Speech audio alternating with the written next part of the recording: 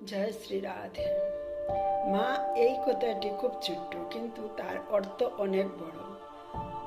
সব ছেলে মেয়েদের প্রথম এবং প্রধান গুরু হলেন মা।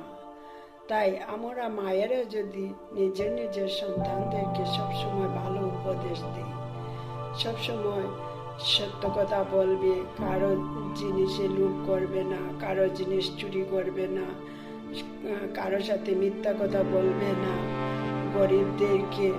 গরিব সন্তানদেরকে ভালোবাসবে, দয়া মায়া করবে তাদের সাথে, তাদেরকে হিংসা করবে না, কারো জিনিস চুরি করবে না, অন্য ছেলে মেয়ে বা অন্য লোকদের সাথে ভালো ব্যবহার করবে। এইরকম সবসময় যদি আমরা ভালো উপদেশ দিই, কোনো খাওয়ার বস্তু পেলে সবাইকে দিয়ে তারপরে খাবে, নিজে